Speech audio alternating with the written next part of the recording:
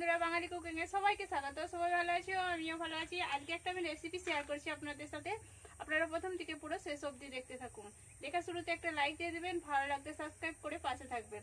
আমি এখানে ভিডিও দিতে পারছি না টাইম হিসাবে, কিন্তু আমি আমার পুরোনো জায়গায় ফিরে গেলে পুরো আবার যেরকম ভাবে আমি ভিডিও দিচ্ছিলাম সেরকম ভাবে দেবো। ততদিন আমার পাশে থাকুন। দেখুন এখানে আমি আলুগুলো নিয়ে নিয়েছি, কাঁচা আলু দিয়ে রেসিপিটা আমি বানাবো। দেখুন কাঁচা আলুটা পুরো ছাড়িয়ে নিয়েছি। এবার এটাকে আমি গ্রেট করে নিচ্ছি।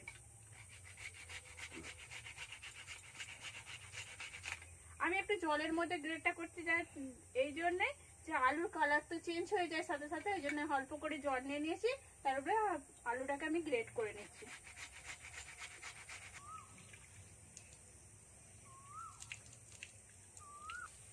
এখানে আমার আলুটা গ্রেট করে নিয়েছিলাম। আলুটাকে এবারে ধুয়ে ভালো করে পরিষ্কার করে নিয়েছি। এই দেখুন কত সুন্দর হয়ে গেছে। এখানে কোড়া বসিয়ে দিয়েছি, কোড়াটা গরম হচ্ছে, এর মধ্যে আমি তেল দিয়ে দেবো।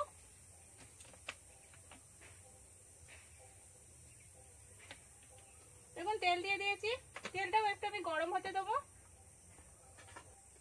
এখানে তেল দিয়ে দিচ্ছি, তেলটা গরম হচ্ছে। এর মধ্যে আমি জিরে দিয়ে দেবো। জিরে, কাঁচা লঙ্কা, কারি পাতা, আদা, এটা আদাটাকে গ্রেট করে নিয়েছি। আর এখানে রয়েছে সাদা তিল, এটা হাফ চামচের মতো রয়েছে। আদাটা 1 ইঞ্চির মতো রয়েছে। তেলটা আমার গরম হয়ে গেছে, আমি জিরেটা দিয়ে দিচ্ছি। এর মধ্যে আমি কাঁচা লঙ্কাও দিয়ে দিচ্ছি। জিরেটা আমার ভাজা হয়ে এসছে। এবার আদা কুচিটা দিয়ে দিলাম, কারি পাতা দিয়ে দিলাম। আর এখানে আমি সাদা তিলটা দিয়েছিলাম, সাদা তিলটা 2 চামচের মতো নিয়েছিলাম, সাদা তিলটাও আমি দিয়ে দিলাম। দিয়ে এটাকে একটু আমি ভেজে নেব।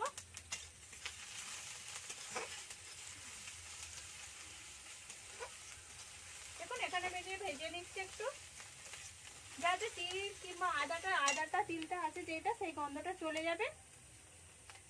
এখানে আমি চিলি ফ্লেক্স দিয়েছি, 2 চামচের মধ্যে চিলি ফ্লেক্স রয়েছে। এই চিলি ফ্লেক্স গুলো আমি দিয়ে দিচ্ছি এর মধ্যে। চিলি ফ্লেক্সটা দিয়ে কিন্তু আমি ভাজবো না, এর মধ্যে এবারে আমি জল দিয়ে দিচ্ছি। 1 বাটির মতো আমি জল দিয়ে দিলাম। এখানে জলটা ফুটছে, এবার আমি স্বাদ অনুযায়ী নুন দিয়ে দিলাম। আর একটু হলদি দিয়ে দেবো হাফ চামচের মতো, দিয়ে একটু নেড়ে নেবো আমি। এরকম নেড়ে নিয়েছি। আর আলুটা রয়েছে, যে আলুটাকে আমি চিপে চিপে পুরো জলটা বের করে নেবো। এই দেখুন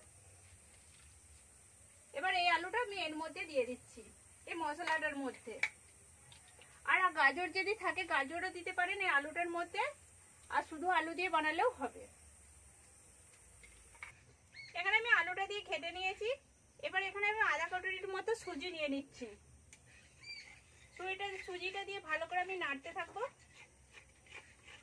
এরকম আমি নেড়ে নিচ্ছি ভালো করে, হাতে আস্তে আস্তে নাড়তে হবে যাতে ভিতরে ডেলাটা যা না থাকে।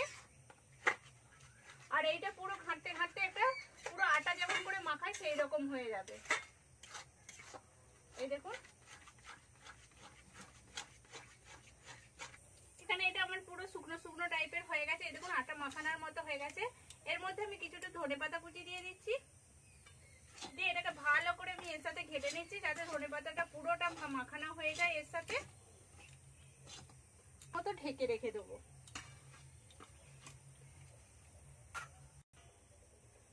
এখানে আমি 10 মিনিটের মতো হয়ে গেছে। আমি এটা এবার খুলে নিচ্ছি, খুলে এটাকে আমি এবার নামিয়ে নিচ্ছি থালাতে। এটা করে আমি থালাতে নামিয়ে নিচ্ছি। আর ডোটা কত সুন্দর হয়েছে দেখুন। এটাকে আমি এবার হাতে করে করে একটু ঠান্ডা করে নেবো, কারণ প্রচুর গরম তো ওই জন্য। এখানে আমি ডোটাকে পুরো ঠান্ডা করে নিয়েছি, হাতে একটু তেল দিয়ে দিয়েছি, নিয়ে এটাকে আমি ভালো করে একটু ঠেসে নেবো। এখানে আমার ডোটা পুরো ভালো করে মাখানো হয়ে গেছে। এবার আমি অল্প অল্প করে নিয়ে এবার গোল শেপ যেরকম সেই হিসাবে শেপ দেবেন, আপনারা দিতে পারেন। এই দেখুন একটা গোল শেপ আমি দেখাচ্ছি, 2-3 রকম ভাবে দেখাচ্ছি। এই দেখুন এরকম করেও দিতে পারেন। আর একটা আমি দেখাচ্ছি এরকম ভাবে।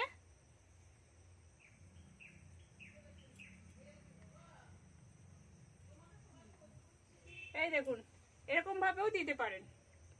আর এইটাকে চৌকো ভাবেও দিতে পারেন, যেরকম আপনাদের পছন্দ হবে সেরকম হিসাবে দেবেন। আমি এটা গোল গোল করে নিচ্ছি।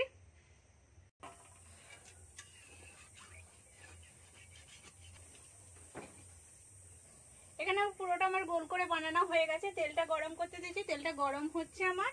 এবার এটা আমি ভেজে নেবো এর সাথে, তেলের সাথে। এখানে তেলটাকে কিন্তু ভালো করে গরম করতে হবে, যে হালকা তেল গরম করলে হবে না, যেন তেলটা ভালো করে গরম হয়। এবার আমার গরম হয়ে গেছে, এবার একটা একটা করে আমি দিয়ে দিচ্ছি। এই দেখুন তেলে দিয়ে আমার দেখুন কত সুন্দর হয়ে যাচ্ছে।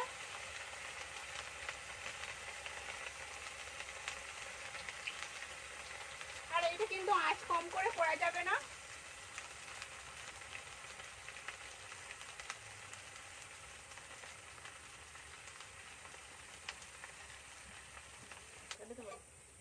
দেখুন এখানে আমি এগুলো ভাজছি, এগুলো একটু একটু লাল হয়ে গেছে। এটা পুরো ভালো করে লাল হয়ে যাবে, তখন আমি তুলে নেবো। এই দেখুন এটা কিন্তু ভিতরটা নরম হবে আর উপরটা পুরো করক টাইপের হবে, খেতেও খুব সুন্দর লাগে। এখানে এগুলো লাল লাল হয়ে গেছে, এই দেখুন। এবার আমি এগুলো তুলে নিচ্ছি। এগুলো আমি ভালো করে তুলে নিচ্ছি পুরোটাই। আর যেগুলো আছে আমি সেগুলো ভেজে নেবো এরকম করে।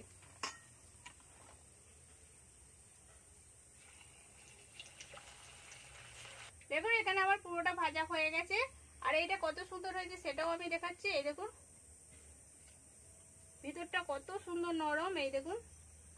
আর উপরটা কতটা শক্ত হয়েছে, আওয়াজটাও আসছে।